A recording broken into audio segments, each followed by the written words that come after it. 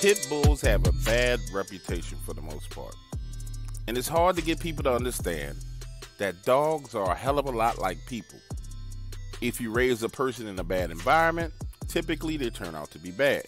If you're raised in a loving and kind household, then most likely you'll be a loving and kind person. It's really no different when it comes to pit bulls. How do I know this? Because I've been breeding pit bulls for 12 years. And yes, some of them are naturally aggressive, and in a few exceptional cases, no matter how much love and care you give them, the dogs are just fucking crazy. Those dogs I keep isolated from the rest, and when I want protection for my property, I let them out their cages. Now, I have 4 crazy ass pet bulls, call them the Suicide Squad. And honestly, I had never seen them afraid of any person or anything. That was until I leased a house in Sparta, a small town outside of Macon, Georgia. The first night I let them out of their pens and they started acting strange, whining and moaning. Next thing I know, these 4 dogs are all hiding under the house. I'm standing outside on the steps looking at them like, what the fuck is wrong with y'all? Next day rolls around and it's feeding time. So you'll understand, I have 15 dogs on my property, including the Suicide Squad. They come from under the house, eat, then go right back under. Now I'm starting to get worried. So I crawl under the house, take a look around. That's when I notice. Not only are they staying under the house, pissing and shitting, but they've dug 4 deep holes in the ground. In that moment, I knew something was seriously wrong, but I couldn't put my finger on what it was. So that night, I decided to stay up late and keep my ears and eyes open. 1 a.m. rolls around, and the Suicide Squad starts running around. Not barking, just running around in circles. Stepping out on the back porch, they see me, then start barking and growling towards the woods along the fence line. Next thing you know, all my dogs, including the pups, are barking, growling, going crazy. Then I hear this screeching sound. It sounded somewhat human, but the pitch was completely off. That screaming was followed by a growl. It was so loud that it scared the shit out of me. I run inside, get the shotgun, come back outside on the porch, and every dog is crying and whining. The Suicide Squad runs back under the house, and I'm standing there with the shotgun in my hand thinking, okay, there's something really fucked up about this property. Standing there, I could hear something pacing back and forth in the woods, just beyond the tree line. And when I went and got a light and shined it in that direction, this yellow eye shine could be seen.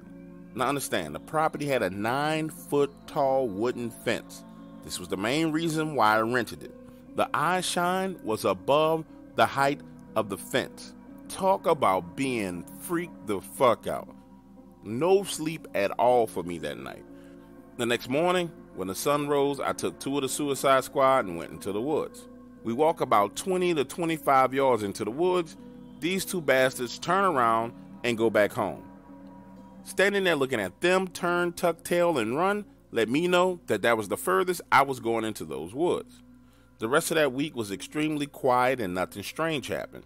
But Saturday night rolls around. My brother picks me up to go out for drinks, and we get back to my house at about 12:30 a.m. When we pull up to the property, it looks like a fucking murder scene. The wooden fence is knocked down, blood everywhere, cages with dogs still inside of them tossed all around, pit bull heads, limbs, and bodies scattered all over the place. Listen, my brother and I are sitting there in the truck like, what the fuck done happened? When we get out comes one of the Suicide Squad from under the house. The dog runs up to me, brushes up against my leg, starts to shake and piss all over itself. The next morning, when all the dust settles, I realize I have 5 dead dogs on my hand, and 4 of them have been taken. My brother has found a trail leading into the woods, blood all over the damn place. We get my shotgun and the 2 of us go into the woods. About 200 yards in, we find one of my dogs torn to shreds, legs gnawed on, rib cage ripped open, intestines all over the place. My brother turns to me and says, listen man, you need to move the fuck out of this house today. Let's go get your shit. You can bring the dogs over my house. I'll talk to my wife. Don't even worry about it. Now picture this. We're there trying to get all my stuff out of the house when the landlord pulls up. To this day, I can't even tell you if it was coincidence that he showed up or if the neighbor up the street told him that I was packing up to leave. But homeboy rose up on me real aggressive. What's going on? What did you do to my fence? Where are you going? Not only am I agitated, I'm angry, and I'm afraid, and I lose. I said, look, bitch, you knew when you rented this house to me that something was in them woods. You could at least told me before I brought my dogs out here. I lost $15,000 worth of dogs because of you. The look on this man's face told the entire story because he could no longer look me in my eyes. He only looked down at the ground in shame. My brother and I made 12 trips back and forth that day. By the 4th trip, we started hearing noises in the woods again. So we got my 2 older nephews to come over and stand on the porch with shotguns. By the time evening came around and the sun started going down, both of those grown-ass men were begging us to leave. And I was able to get the rest of my stuff out of the house and my last few dogs away from the property. But the bitch-ass landlord threatened to sue me over the condition in which he claims I left his property. So I told him, hey man, you welcome to sue, but I'm not going back over there and you're not getting another fucking dime. Those are your monsters. You need to fucking deal with them.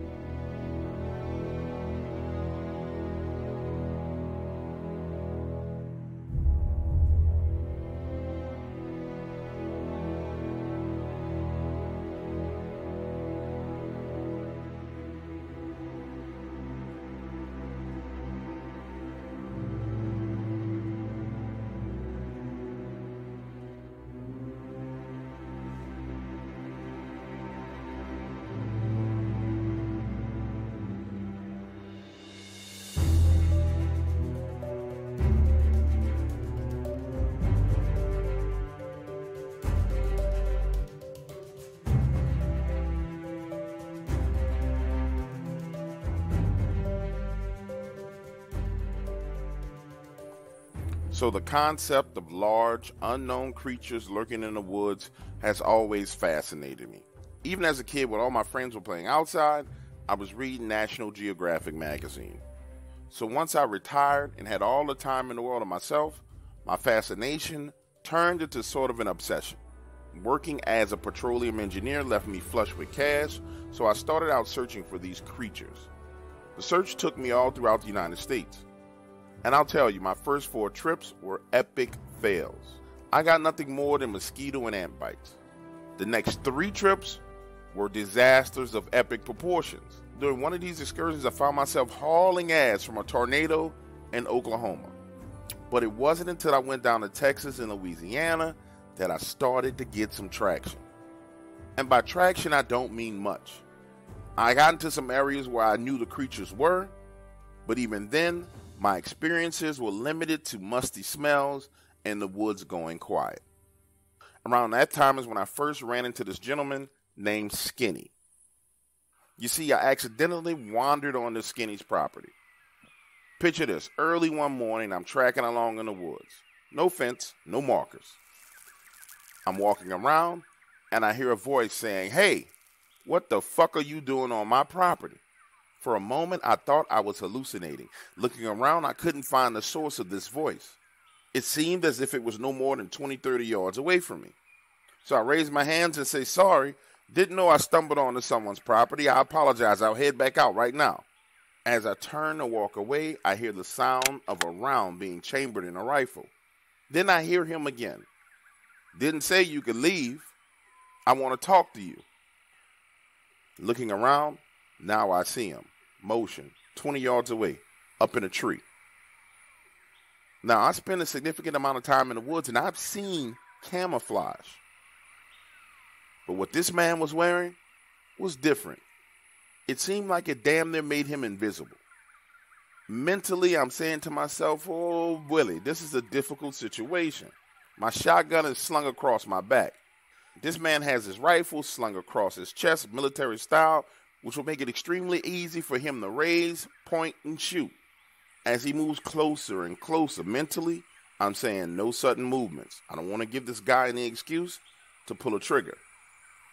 15 yards away, I nervously smile and say again, I'm sorry, didn't mean to wander onto your property. The closer he got, the more information I was able to gather from the look of his face, the way he moved, the way he held his rifle. This dude was military, late 40s. Now, I'm good at reading people, really good. And I could tell that this dude did not believe a word I had said already. He comes to a complete stop about 12 feet away from me, keen eyes scanning me up and down. And he asks the question again. So what you doing up here on my property? Well, sir, truth be told, this is going to sound a little crazy, but I got turned around. You see, I'm a Bigfoot researcher, and I was in the area searching for Bigfoot. There you go, I said it. I was searching for Bigfoot. Nervously, the words fell out of my mouth just like that. He looks me up and down again, takes 3 steps forward, extends his hand, and says, people around here call me Skinny. You say you're a researcher, huh? Well, you don't know how many times I done had to run people off my property that claim they Bigfoot researchers. I had some researchers last year come out here. Went up to the northeast end of my property. I tried to warn them, but they didn't last more than an hour and a half out there. I don't know why people want to come looking for these creatures, but I tell you what, you come by the house, we sit down, have some coffee, and I'll hear you out. If I like what you tell me, I'll let you go back there. Now, I need to paint a picture for you. There are different types of eye contact that people make with you. There's very intense eye contact. There's nervous eye contact. And then there's sociopathic, psychopathic eye contact. I know this because I got intense body language training on my job. Skinny's pupils were dilated as if he was on some type of drug, and his eye contact was that of a fucking psychopath. And being one-on-one in the woods with that type of personality just wasn't something that I was interested in. So the first thought that came to my mind was, whatever you do, don't insult this man. I tell him, Skinny, I appreciate the offer, and I promise you I will take you up on it. And from there, my heart raced as I made my next decision. Do I slowly back away from him, or do I turn my back and walk out of the woods the way I came? Not wanting to insult him in any way, shape, or form, I took a deep breath, turned my back, and walked out of the woods the way I came in. 30 minutes later, I find myself back in my vehicle, sitting behind the wheel, realizing that I have no clue where Skinny lived. My encounter with him ended my trip to Texas and left me completely shook up. The next part of my Bigfoot journey led me to joining a Bigfoot research organization. I figured at least these guys would have accurate information as to the location of these creatures. Now pause. I know you're probably thinking to yourself, oh my God, this is long and drawn out. When is he going to get to the good part? I promise you, it's going to get good. I just need you to understand everything that happened. Now, I learned a lot being a part of the Bigfoot research organizations. And by a lot, I mean I learned the things that really work in order to attract Bigfoot. They absolutely love red apples. Believe it or not, one of the other things I learned is that Bigfoot likes to be entertained. Now, I know this is going to sound crazy, but if you find their territory and place a tablet in the woods with auxiliary power and just let it play videos, I learned that they will stand there for hours right behind a tree looking at the screen. So I decided to join an expedition into the woods with 2 other researchers here in Tennessee. Now, have you ever been with a group of people that are nowhere near as intelligent as you? And I'm not saying that arrogantly. Promise you I'm not. But these dudes was dumb as fuck. Now picture this. We're dragging this gigantic burlap sack full of apples through the woods, a car battery, and an LG tablet. One more time, let me say that to you again. We are dragging a burlap sack full of apples, a car battery, and an LG tablet through the woods. No video equipment outside of this small handheld camera, and it had no night vision. We get halfway to the location, and now I'm getting pissed off, and I'm ready to leave. And I say, listen, why in the hell do we have this car battery? All we needed to do was get a solar panel charger, plug it up to the device. It will provide more than enough power to keep this thing charged and have it run throughout the night. These clowns go on to give me an ultimatum. Either I do it their way or I can hit the highway. And you can guess what I did. I chose to hit the fucking highway. So now I find myself frustrated. 8 months of searching for these creatures with nothing to show other than 4,000 miles on my car and receipts adding up to about $680 for hotel and food expenses. I was pretty much ready to give up. I'm sitting on my sofa, enjoying a beer and reading this Bigfoot blog when I come across this encounter in Texas. And that's when I see his name. D. Skinny Cozy, ex-military, Bigfoot activity on his property. It's actually the story that Skinny alluded to on his property. It was right then and there that I decided I was heading back to Texas to find Skinny. Now, the only thing it said in the article was that he owned 8,800 acres of land. But I figured anyone who owned that much land should easily be able to be found in the tax records. So I open another tab in my browser, go to the county tax assessor's office, but there's no property registered to a Cozy in this county. In my mind, no big problem because I know exactly where I need to go to get this information. 3 days later, I'm on my way to Texas, and when I get to that tax assessor's office, I try to find him based on the location of the land where I encountered him. Let me tell you something. The minute I started asking questions about this guy, I noticed one of the employees, a heavyset woman, gets up and leaves the room. Minutes later, I see her peeking her head back and forth from one of the doorways, talking on a cell phone. I tell the other clerk, listen, I'm looking for this guy. I encountered him on his land. This is the general area in which I met him. It's my understanding that this man owns 8,800 acres of land.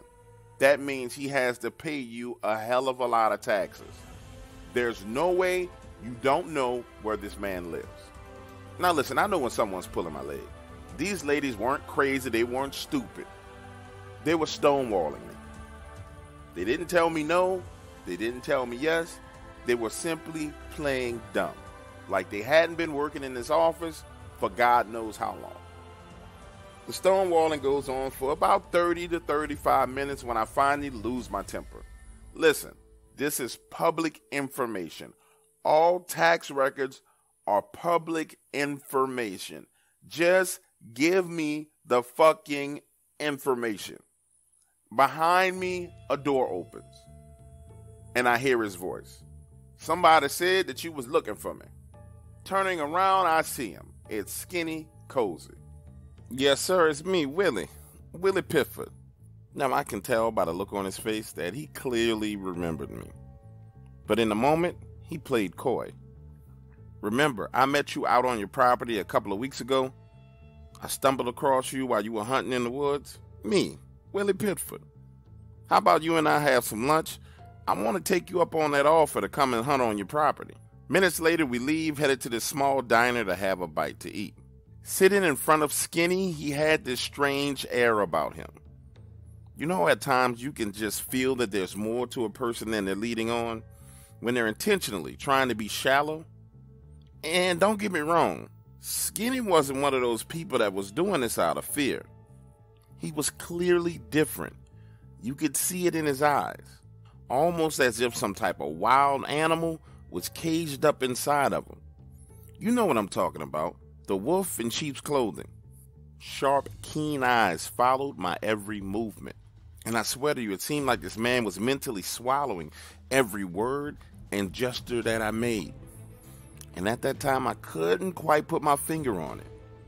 But I knew he was much more than what he presented. And it was with that thought process in mind that I decided to just straight up tell Skinny the truth. Besides, he was the kind of man that would know if you were lying anyway. Skinny, I don't want access to your property to research these creatures. I want to kill one. His reply was quick, precise. The man didn't even flinch. Yep, I got him on my property, but I don't go looking for him. You see, I got a lot of land, enough to where I can avoid him. Then Skinny went on to question me. Hypothetically, let's say you do kill one of these things. What do you plan to do with the body? And as my lips parted to answer that question, he hit me with another one. Bam! He slammed his fist into the table. Oh, you a bad motherfucker. You was able to kill a 2,500-pound creature. Tell me, how you gonna get his body out of them woods? And once his body's out of there, who you gonna show it to? Huh? Who is going to believe you?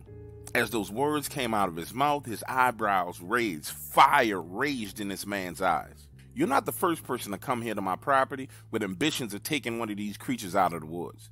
The last two fellas who wanted to hunt these things, they paid me $5,000, signed a waiver, and I let them go back there. You want to know what happened to them? Huh? Do you want to know? I found their truck submerged in a lake. Never found a trace of them. I tell you what, you pay me $6,500 and I'll give you permission to be hunted on my land for an entire year. Now to be clear, I ain't taking no responsibility for what happens to you. Don't expect me to come looking for you. It's thick brush and woods back there. And my house is not a hotel. So you and whoever you decide to take back there with you are on your own. Bring whatever you need. That's the deal. Take it or leave it. The waitress arrives with our coffee, and he watches me carefully as I add sugar and cream, then says, let me tell you something else. It's more than one of those things back there. 2 clans, 2 alphas, 2 females, and multiple juveniles. And if you decide to go, that shotgun you had with you ain't gonna do the trick. Then Skinny picks up the coffee mug with both hands, turns it up, and starts drinking the steaming hot coffee, his eyes peering at me over the rim. When he's done, he writes his address on a napkin, looks me in the eyes with this cold stare and says, enjoy your breakfast. It's on the house. Then gets up and walks out. Wait, I said, I need more time to think about this. What's your phone number? How do I call you? Glancing over his shoulder, he said the waitress will give you my number before you leave. Skinny's behavior had moved beyond strange to straight up fucking weird. And it got me to thinking, how important is this to me? Do I really need to go out and try and hunt these things? And what really happened to the last 2 men who tried? I sat there for the next 10 minutes alone, thoughts jostling back and forth in my head. And my thought process was rudely interrupted as the waitress dropped my plate on the table. Eggs, bacon, grits, and toast. Butter's on the table.